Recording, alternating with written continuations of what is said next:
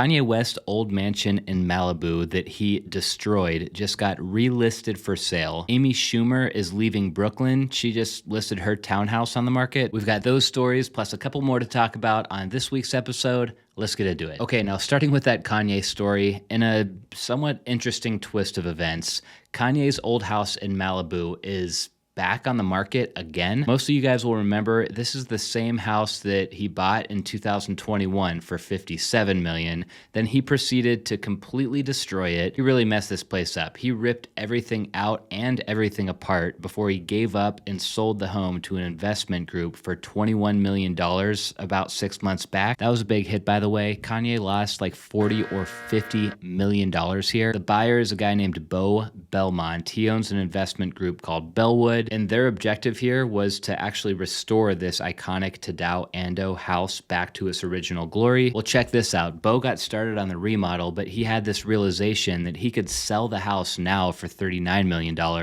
and make all of his investors back the same amount of money as they would make if he were to finish this house and sell it for $55 million. So all that being said, he just relisted it for sale using the old photos on the listing showing what the house used to look like prior to Kanye tearing it apart. The home is very much in construction at this point, with guys working on everything from the roof to the glazing to the finishes. Estimates are saying that the total renovation cost should be around $8.5 million. All right, guys, so I was doing the edit for this video and I just caught that we have had a major development in this story since I filmed those last couple of clips. Check this out. Apparently, Bo has already found a buyer for Kanye's mansion. Less than a week on the market, they already found someone willing to pay over $30 million. The buyer is a luxury home developer from Montana. Next, let's talk about Stevie Wonder's longtime home in Calabasas. It just hit the market for $15 million.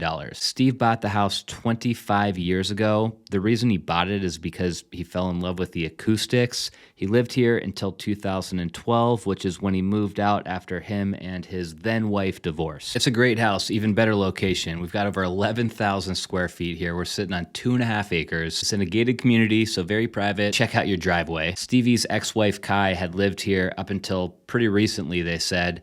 Their 2 sons are grown now, though, so I guess she decided it's time to move out. But what's interesting is the description says that the home has been fully renovated, so I'm guessing they moved out, remodeled it, and then relisted it for sale, which is a great move if you own a prime piece of real estate like this. Like, why sell the house to another investor? Remodel it before you resell, and you'll probably make at least another couple $100,000. They did an awesome job in the kitchen. Look at these matte green cabinets. Check this out. Now we're in the master suite, which I'm pretty sure is bigger than my entire house. We have a seating area with a fireplace. Then around this corner here, you've got another seating area and bed. And then here is your master bathroom. We got one of those closets that looks like a Beverly Hills boutique. And like I said before, we're sitting on 2.5 acres. So you buy this house, you're going to get a bunch of land. Moving on, Scarlett Johansson and Colin Jost just bought a penthouse in Manhattan for $13 million. These guys got an absolute steal on the property. They paid exactly half of what the sellers, Craig and Deborah Kogut, were asking. And check this out, $13 million, their purchase price also happened to be exactly what the sellers paid for the place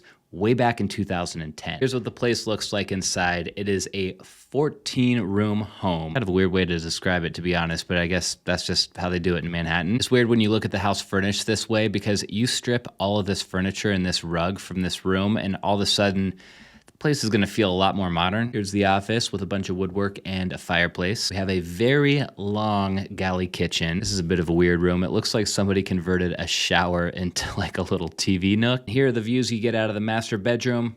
Not bad. Sticking to the New York theme, let's talk about Amy Schumer. She's ditching her townhouse in Brooklyn and is planning to move back to Manhattan. The reason for the move is simple. Her 5-year-old son goes to school in Manhattan, and she says she's too lazy to commute the 45 minutes to take her son to school every day. That is a first world problem right there, right? So here's the listing, 5 bedrooms, 5,500 square feet. The place was built in 1829. Look at the cover shot. I feel like in the movies, if they're trying to depict a New York townhouse, this is the exact look they're going for. The description says that this place was restored as well. Not exactly sure when. The kitchen has got a lot of character, and I love how they didn't just totally modernize it. Like, the house is 200 years old and it kind of feels that way. We've got a little breakfast nook and a puppy in the corner. For whatever reason, I could totally picture Amy Schumer vibing with all this wallpaper in here. Okay, and last, let's just check out this master bedroom. Bathtub, crazy. Toilet, even weirder. But look at this shower. I personally have never seen a shower on a pedestal like this before. Let me know down in the comments before you go. Have you guys ever seen this? That's a wrap for this week's episode. I hope you guys enjoyed it. Thank you so much for watching. I'll see you next time.